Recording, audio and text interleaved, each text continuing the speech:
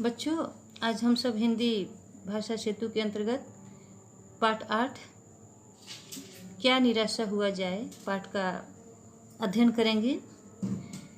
प्रस्तुत पाठ जो निबंध क्या निराशा हुआ जाए त्रिवेदी जी की विशिष्ट रचना है। ये पाठ स्वतंत्रता प्राप्ति के पश्चात भी 50 वर्षों के पश्चात भी बेईमानी और भ्रष्टाचार का साम्राज्य चारों ओर पसरा हुआ है। आज जीवन के मूल्यों के बारे में लोगों की आस्था डगमगाने लगी है, किंतु फिर भी क्या हताश होना उचित है? लेखक का यह अमिट विश्वास है कि आज भी संयम, सेवा, सच्चाई और आध्यात्मिकता के मूल्य बने हुए हैं। वे दब अवश्य गए हैं, किंतु मिटे नहीं हैं। निबंध की विचारोत्तेजक शैली, भाषा प्रवाह, ललित रचना अनायासी ध्यान आकर्षित करते हैं, लेकिन सर्वाधिक चिंताकर्षण है प्रेरणा। युवा शक्ति को यह निबंध निराशा और अंधकार के बीच प्रकाश दे सकता है। मतलब द्विवेदी जी इस निबंध को लिखने के पीछे या इन निबंध के माध्यम से यह आज के युवा पीढ़ी को यह शक्ति या संदेश देना चाहते हैं कि आज भी हमारे देश में, हमारे साम्राज्य में ईमानदारी है। बेईमानी, भ्रष्टाचार का साम्राज्य तो है ही, लेकिन इस बीच में ईमानदार और अच्छे नागरिक भी हैं। अगर ये दब गए हैं मानवीय मूल्य, यानी मानव मूल्य क्या है?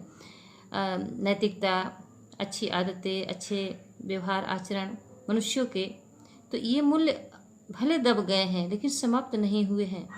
इसी विचार को अपने निबंध के माध्यम से द्विवेदी जी प्रस्तुत करते हैं। ये आइए पाठ पढ़ते हैं। मेरा मन कभी कभी बैठ जाता है। समाचार पत्रों में ठगी, डकैती, चोरी, तस्करी और भ्रष्टाचार के समाचार भरे रहते हैं।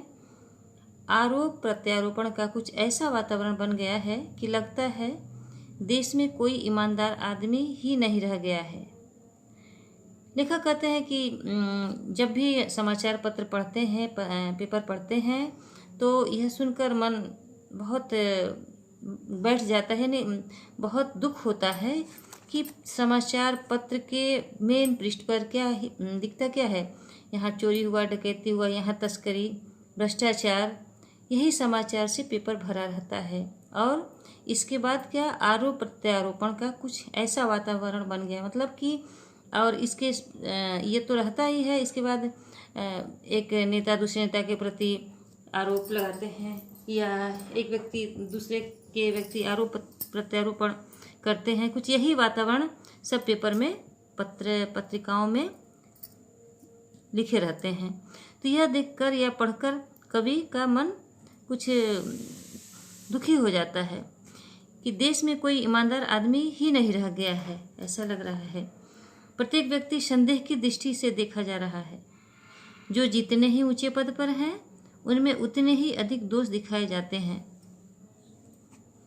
आगे कहते हैं, एक बहुत बड़े आदमी ने मुझसे एक बार कहा था, लेखक बताते हैं अपनी घटना को, कि एक बहुत बड़े आदमी ने मुझसे एक बार कहा था कि इस समय सुखी वही है जो कुछ नहीं करता।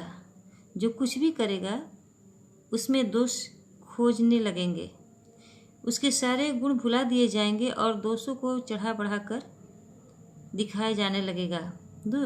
तो यही कहते हैं कि जो कुछ नहीं करता तो उसमें दोष न लगाने का प्रश्न ही नहीं है। लेकिन वही सुखी है जो कुछ नहीं करता, अपना बैठा हुआ है, स्थिर है, उसके विषय में कोई टीका टिप्पणी नहीं करते हैं। लेकिन यदि व्यक्ति कुछ करेगा तो उसमें दोष ही निकलेगा, और गुण भी है लेकिन दोष को पहले दिखाया जाता है और उसको चढ़ा बढ़ा कर बताया जाता है। मगर ये कहते हैं कि दोष किसमें नहीं है, हर व्यक्ति में कुछ न कुछ कमी और खासियत दोनों ही होता है। यही कारण है कि प्रत्येक आदमी दोषी अधिक दिख रहा है, गुणी कम या बिल्कुल ही नहीं। कारण कि उनके दोषों को गिनाया जाता है, दोष को ही उभारा जाता है, लेकिन उनके गुणों को दबा दिया जाता है, गुण नहीं दिखाया जाता। यही हमारी कमी है, गुणी कम या बिल्कुल ही नहीं। स्थिति अगर ऐसी है तो निश्चय ही चिंता का विषय है। लेखक यही बताते हैं कि अगर स्थिति ऐसी है कि उनके गुणों को दबा दिया जाए, अवगुणों को दिखाया जाए, उनको दोष को दिखाया जाए, अगर यही विचार व्यक्ति का रहेगा, हर प्रत्येक नागरिक का रहेगा, तो ये बहुत चिंता का विषय है। ऐसे में हमारा देश आगे कैसे बढ़ेगा? क्योंकि हर मानव के जो गुण निहित है अंदर, कुछ तो कुछ अच्छाई होगा ही, तो उन गुणों को भी हमें नजरअंदाज नहीं करना चाहिए। आगे क्या कहते हैं, क्या है यही भारतवर्ष है जिसका सपना तिलक और गांधी जी ने देखा था? रविन्द्रनाथ टैगोर और मदन मोहन मालवीय या महान संस्कृत सभ्य भारतवर्ष किस अतीत के गह्वर में डूब गया है? लेखक कहते हैं कि यही भारतवर्ष का सपना हमारे नेताओं ने, उन नेताओं ने जिन्होंने इस देश को स्वर्ग बनाने के लिए, इस देश को स्वतंत्र बनाने के लिए अपना सब कुछ न्यौछावर कर दिया है, वो देश की स्थिति आज ऐसा ही है। क्या रविन्द्रनाथ टैगोर जी ने, मदन मोहन जी ने यही सपना देखा था कि हमारा संस्कृत सभ्य भारतवर्ष ऐसा ही होगा? आर्य और द्रविड़, हिंदू और मुसलमान, यूरोपीय और भारतीय आदर्शों की मिलन भूमि महामानव समुद्र क्या सूख ही गया है? मेरा मन कहता है ऐसा हो नहीं सकता।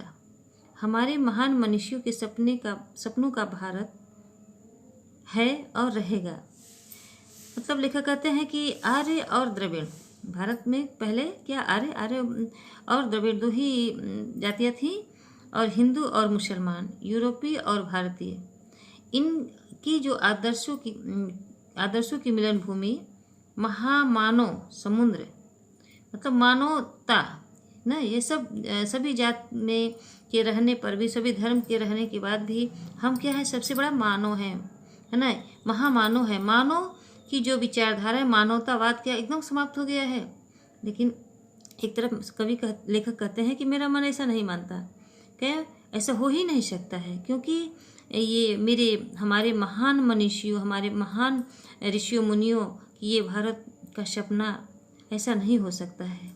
आगे कहते हैं कि यह सही है कि इन दिनों कुछ ऐसा माहौल बना है कि ईमानदारी से मेहनत करके जीविका चलाने वाले निरीह और भोले भाले श्रमजीवी पिस रहे हैं, और झूठ तथा फरेब का रोजगार करने वाले फल फूल रहे हैं।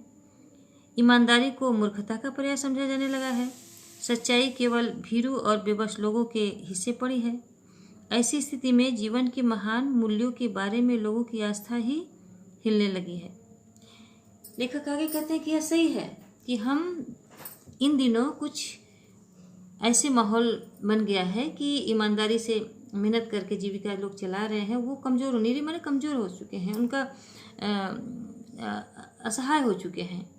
और क्या है, स्थिति ऐसी है कि भोले भाले जो परिश्रम कर रहे हैं, जो मेहनत करके अपना जीविका चला रहे हैं, उनको क्या वो पिस रहे हैं, उन्हें कष्ट मिल रहा है, वो ठगे जा रहे हैं, और झूठ तथा फरेब का रोजगार करने वाले फल फूल रहे हैं। ईमानदारी को मूर्खता का पर्याय समझा जाने लगा है। जो ईमानदारी से काम करते हैं वो मूर्ख कहा जाता है, अरे बेवकूफ़ हैं। सच्चाई केवल भीरू और बेबस लोगों के हिस्से पड़ी है। ऐसी स्थिति में जीवन के महान मूल्यों के बारे में लोगों की आस्था हिलने लगी। मतलब ऐसी स्थिति हो गया है समाज का कि जो व्यक्ति मानवीय मूल्य से परिपूर्ण है, जो इन विचारों को मानते हैं, जिनके अंदर ईमानदारी है, दया है, त्याग है, मानवता है, तो वो लोगों की आस्था इस समय इस स्थिति को देखकर डगमगाने लगी है। ये जरूरी मतलब ऐसा हो गया है परिस्थिति। परंतु ऊपर जो कुछ दिखाई दे रहा है वह बहुत ही हाल की मनुष्य की निर्मित नीतियों की त्रुटियों की देन है।